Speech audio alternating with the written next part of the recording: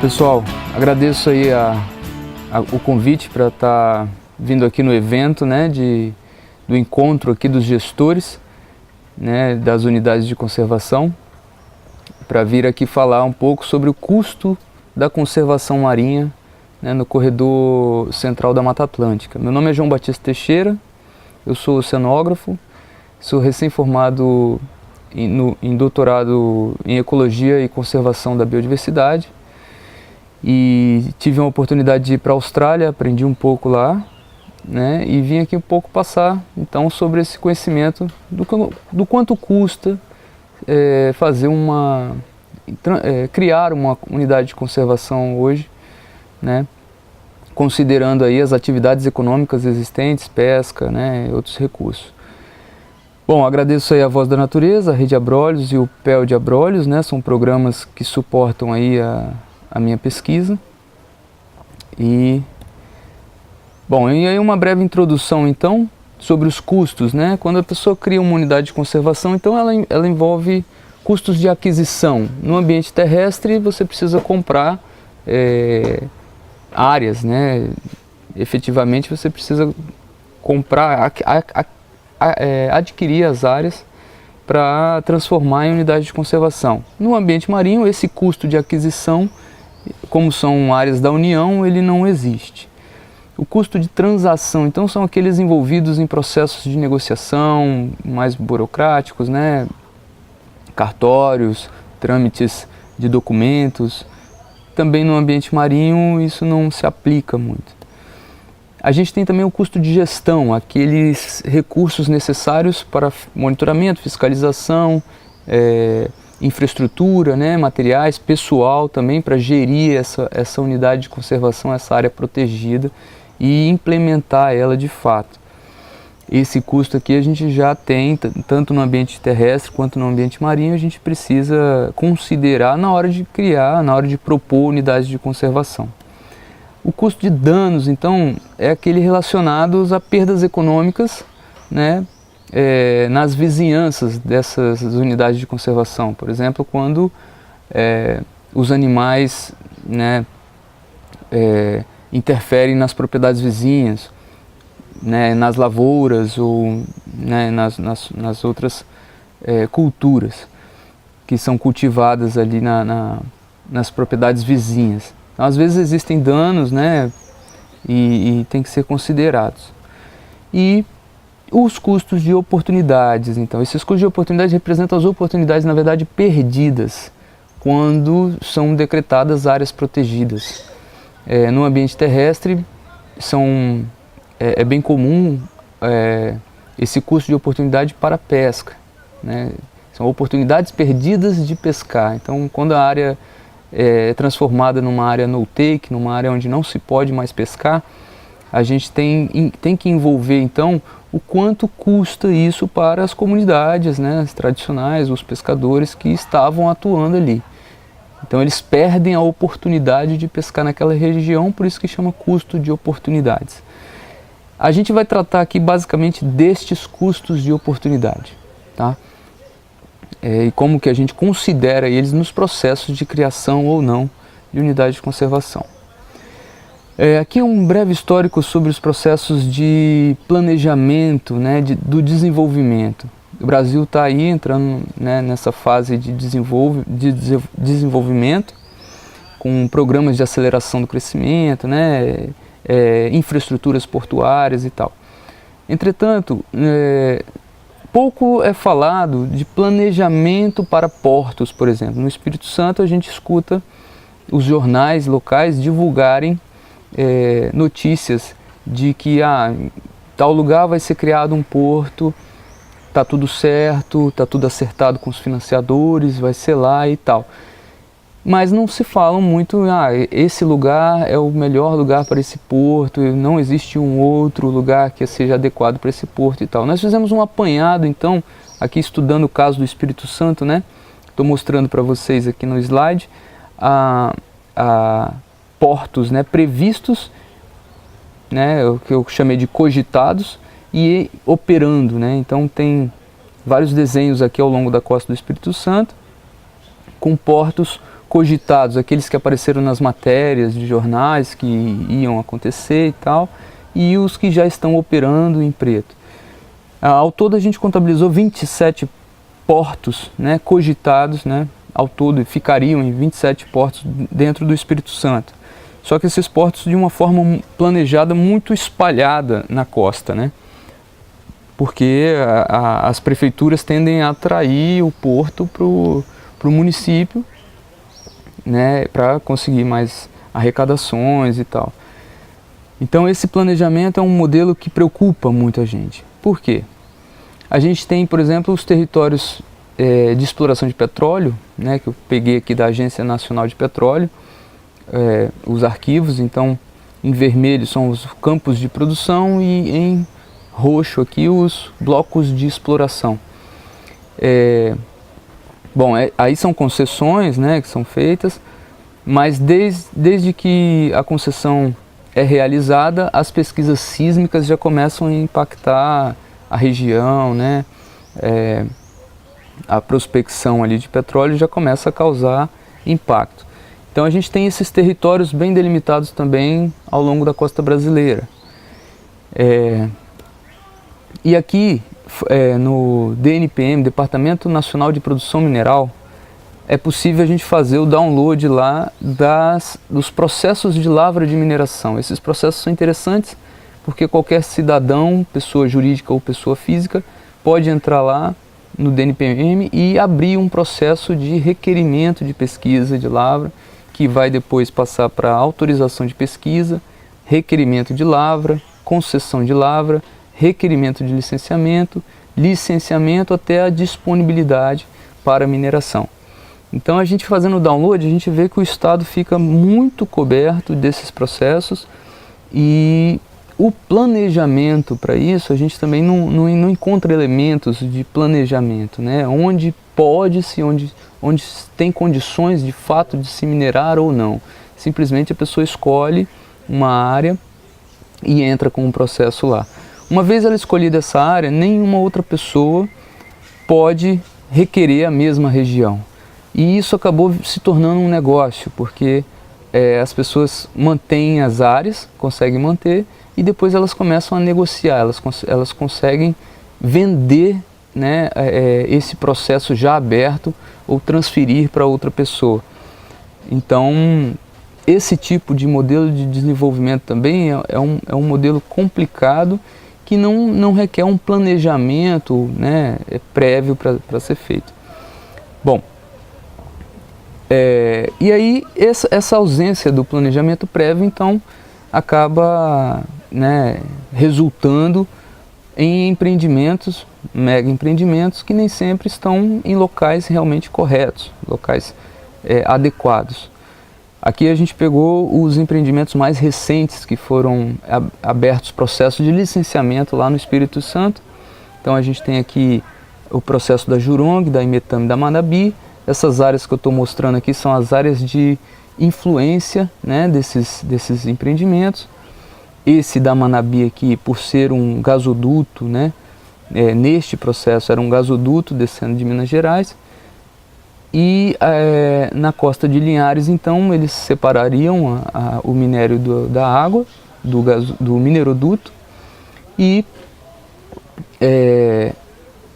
né, esse efluente, então, seria jogado no mar, e as correntes, né, a dispersão desse efluente, então, mancharia a costa, né, traria um impacto aí sem precedentes para a costa do Espírito Santo. Então esse processo, né, neste formato aqui, ele foi negado, e a gente então a empresa ainda está, né, enfim, isso, ela está mudando um pouco o projeto e tal, para ver se consegue implementar um porto nessa região. Bom, e aí a gente vê, né, o mais recente agora, que foi o desastre, né, da lama lá. Alguns preferem chamar de crime, né, que não deixa de ser o maior crime ambiental do Brasil. E a gente vê a dispersão então dessa pluma de sedimentos, ela chegou no Rio de Janeiro, chegou na Bahia, né, chegou no Parque Nacional Marinho dos Abrolhos, né, ainda não se sabe o efeito real dessa pluma lá, mas de fato ela chegou bem próximo ao parque. E a gente vê aqui então nesse mapa, fiz uma compilação do site Governança pelo Doce, onde eles publicam periodicamente as imagens de satélite com mapeamento dessa pluma. Nós fizemos um apanhado lá e nós vimos a dispersão, o alcance máximo aí da pluma de alta concentração, como eles chamam, e o da pluma de baixa concentração. Em função disso, foi decretada uma área de proibição de pesca lá para segurança, também sem muita coerência, porque foi decretada proibição da pesca na região marinha, uma região que eu mostro no slide aqui em vermelho, né, com contorno vermelho, mas não foi decretada proibição no rio. Então é incoerente, é difícil das pessoas acreditarem, né, nesse modelo, entenderem isso, por que proíbe no mar e não proíbe no rio, onde a lama realmente desceu, né, e causou todo aquele impacto. Bom, seguindo então esses mapinhas, aí a gente vê aqui algumas propostas de unidade de conservação que existem lá para o Espírito Santo. Está bem claro no slide aqui, claro que eu digo, a imagem ficou clara, né? O contorno amarelo aqui de áreas em estudo para novas unidades de conservação, né? Que a gente tem uma na Foz do Rio Doce e a gente tem algumas iniciativas lá no sul do Espírito Santo também, na Ilha dos Franceses, e uma expansão da área de proteção ambiental de Setiba. Tá? Essas propostas elas estão em estudo ainda, né? Mas existe uma grande resistência tanto do setor pesqueiro quanto do setor de desenvolvimento do Estado com relação à compatibilidade dessas unidades de conservação com os projetos de desenvolvimento portuário, pesqueiro, né, enfim. Então há uma relação aí bem complicada de falta de repente, diálogo ou um planejamento que preveja esse desenvolvimento, a conservação, né, e o desenvolvimento da pesca também. Bom, em função disso, a gente tem uma lei de iniciativa popular sobre o território pesqueiro, né, onde os grupos de pescadores artesanais, né, pescadores tradicionais, já estão requerendo então as áreas, né, os territórios onde eles costumam praticar a pesca tradicionalmente. Isso é uma iniciativa de lei popular, então eles precisam de 3 milhões de assinaturas, eles estão correndo atrás disso, né? Mas a gente precisa então aproveitar essa iniciativa já existente e incorporar de alguma forma essas iniciativas locais, né, de base comunitária, de base tradicional, né, de povos tradicionais, dentro dos planejamentos para a conservação. A gente precisa aproveitar essas iniciativas, a gente precisa estar junto com elas. Não adianta ficar defendendo unidades de conservação sem atrelar junto essas questões tradicionais, né, que estão surgindo aí. Então é uma forma de somar. Tá? Para isso existem softwares, né, programas que foram desenvolvidos para trazerem soluções, pensar nessas soluções, de onde seria melhor, onde seria mais interessante, menos custoso e tão importante quanto para criar uma unidade de conservação, né, marinha. Existe o Marksan, né, que são ferramentas de priorização, né, onde eu preciso priorizar essa área em detrimento daquela outra, porque essa aqui possui melhores atributos, ela é menos custosa para se conservar e tal. Então o Marksan faz isso. Existem outros chamados, tem o Zonation, ResNet, Ceplan, Marksan e o Marksan with Zones, que é um outro software mais desenvolvido. O Marksan é o mais utilizado, né? Ele é amplamente utilizado no mundo e tem aí contribuído para a criação de áreas protegidas marinhas em vários locais, né, do mundo. Só que ele é limitado porque ele só, o Marxan, né? Só o Marxan, ele traz uma solução binária. Então, onde você pode proteger e onde você não deve proteger, né? E às vezes a gente precisa lidar com zonas, né? A gente precisa de uma zona de pesca, a gente precisa de uma zona de desenvolvimento industrial. Então esse tipo de coisa no Marxan fica mais complicado de trabalhar. Para isso eles desenvolveram então o Marxan with Zones, né? Que eu vou falar daqui a pouco um pouquinho mais sobre ele. Então esse software ele foi utilizado nas primeiras propostas, né? na primeira proposta de expansão das áreas protegidas do Banco dos Abrolhos aqui. Então a gente tem esse estudo, né, que foi feito, onde essas áreas mais azuis aqui, né, do banco demonstram as áreas que foram mais selecionadas para proteção, nesse caso aqui para a criação de uma unidade de conservação. E a gente vê um pouco de incoerência porque na costa do Espírito Santo a gente vê uma grande área aqui manchada de azul, só que é justamente o maior banco camaroneiro do estado, né? E a gente tem praticamente toda a frota de camarão do Espírito Santo, né, atua ou já atuou nessa região aqui em alguma parte. E ela foi aqui então nesse estudo selecionada como uma área altamente prioritária para a criação de uma unidade de conservação. Isso demonstra que o custo da pesca ele foi considerado de forma não abrangente, quer dizer, ele não abrangeu tanto as informações do estado do Espírito Santo. Então esse processo de expansão das unidades de conservação gerou então esse mosaico, né, de unidades de conservação aqui, envolvendo uma APA, a expansão do Parque Nacional Marinho dos Abrolhos e uma RVS, Refúgio de Vida Silvestre para a baleia jubarte nessa região. Esse mosaico ele foi um pouco discutido, né, com as comunidades da Bahia, mas ele foi considerado pouco discutido no Espírito Santo, com os pescadores do Espírito Santo. E foram esses pescadores que nas audiências públicas entraram, né, reclamando bastante desse processo, né, e entraram para impedir mesmo, né, o avanço então e a decretação dessas unidades. Houve um tumulto, né, na audiência pública em função disso, e essas unidades, essas propostas, elas não foram adiante, tá? O Marxan with Zones, então, ele é essa ferramenta que pode incorporar objetivos de conservação para a pesca, voltados para o pescador, né?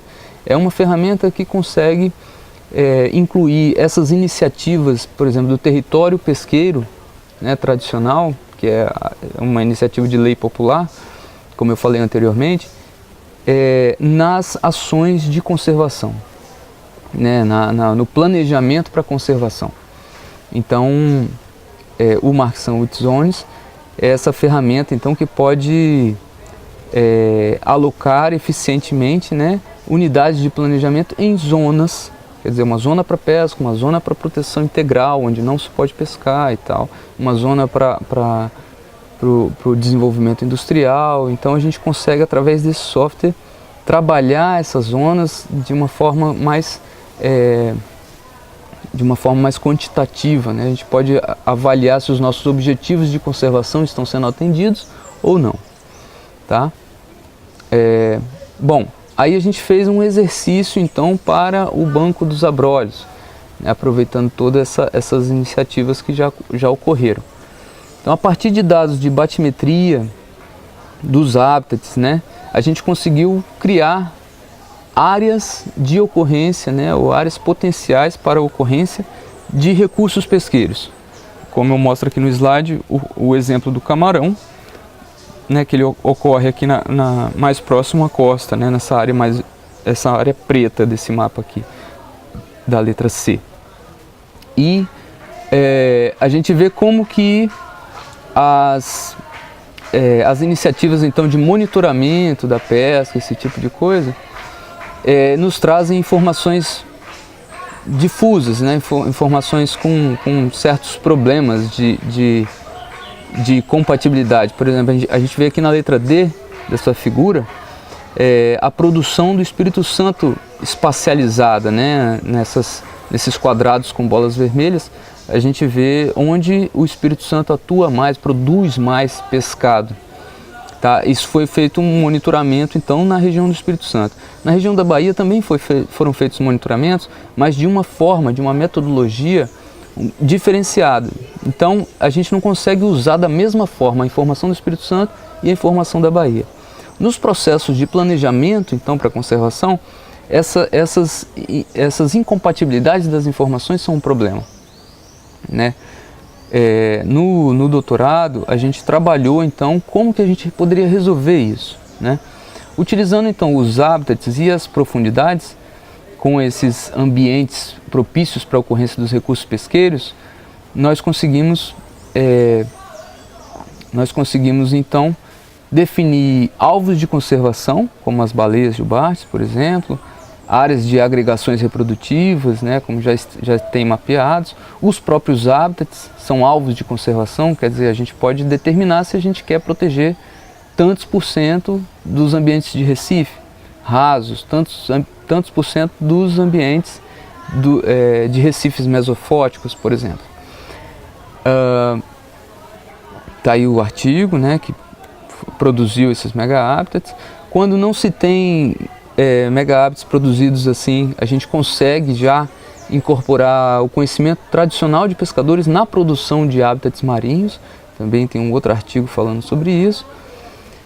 E o importante é que a gente consegue, então, definir áreas onde as espécies ocorrem, né, dentro do banco, considerando aí a batimetria e os hábitats que elas ocorrem, e a gente pode definir metas de conservação dessas espécies.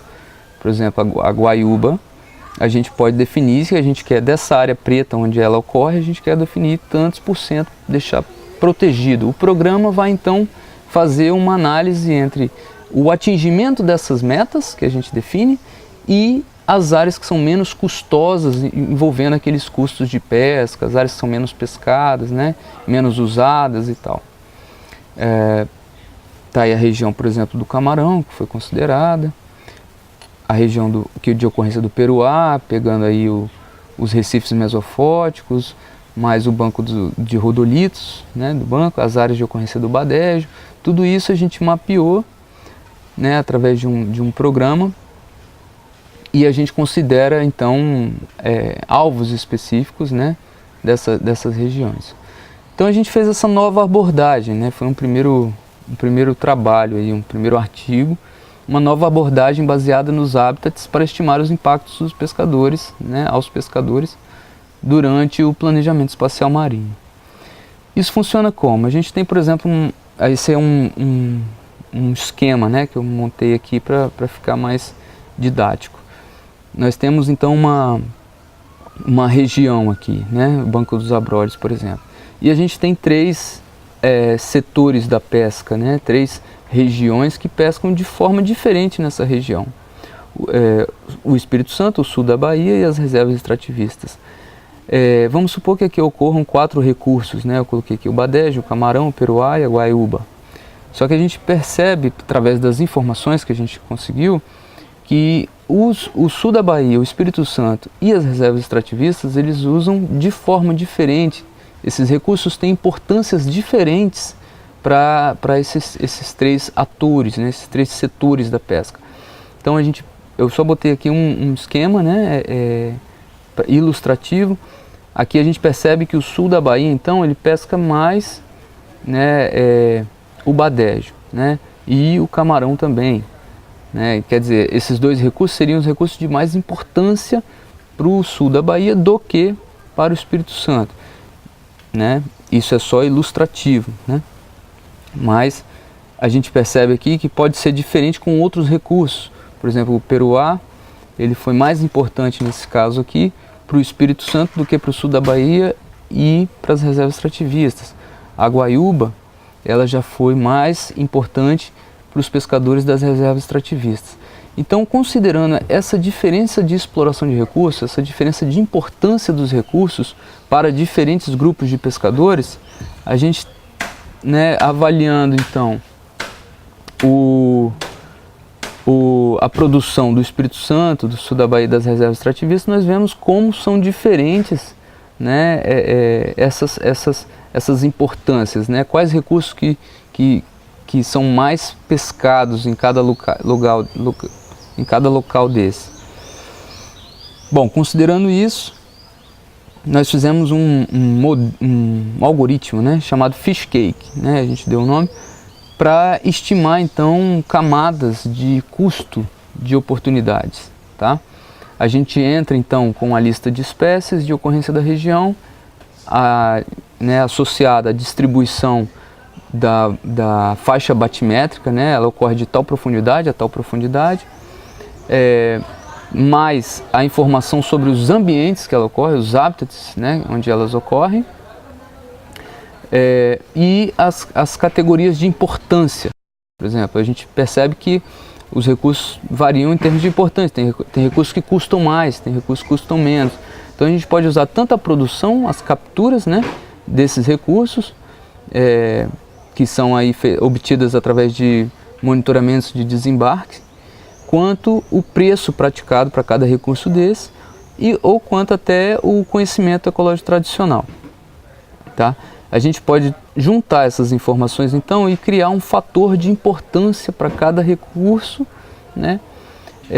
Mais um fator de acessibilidade que nós falamos aqui, que é a distância dos portos pesqueiros, né? Então nós temos às vezes os recursos que são mais próximos, né, ao porto pesqueiro. Então o pescador sai para pescar aqui perto, esse ambiente onde ele encontra esse recurso, ele é mais custoso de se conservar do que um ambiente mais externo à plataforma, um ambiente mais fora, o pescador não vai lá sempre, né, ele tem que gastar mais para ir lá e tal. Então a gente também inclui um fator de distância da costa, esse fator de acessibilidade.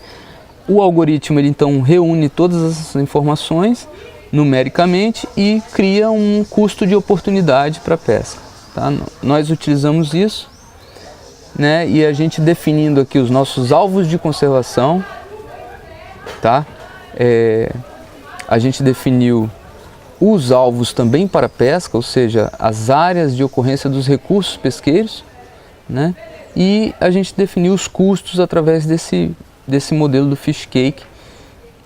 E o programa, na verdade, ele trata todas essas informações espacialmente, né, e nos mostra então onde seria mais interessante se conservar, né?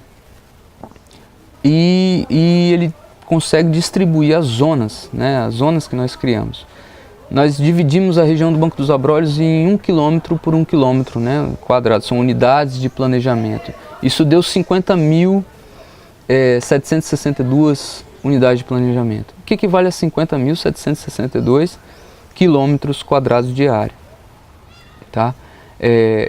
Nessa área nós então procuramos o modelo né, para nos mostrar uma zona disponível, uma zona que não tem nenhuma categoria para ela, seriam áreas disponíveis sem categoria, né, áreas disponíveis para pesca, enfim, para qualquer tipo de exploração.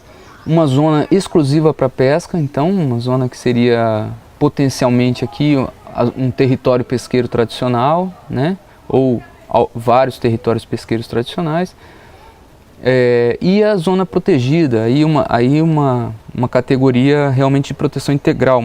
No nosso caso, nós definimos que essa zona protegida ela tinha que abranger 30% de cada alvo de conservação, ou seja, de cada área, 30% da área de ocorrência das baleias, 30% da área de ocorrência de cada habitat, né?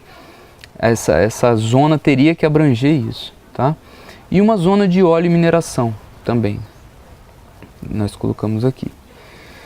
Bom, os pontos-chave então desse processo são as novas possibilidades para estimativa de custo para pescadores, né? Essa pobreza de dados que muitas vezes a gente se depara, que impede muitas vezes a gente de fazer uns planejamentos.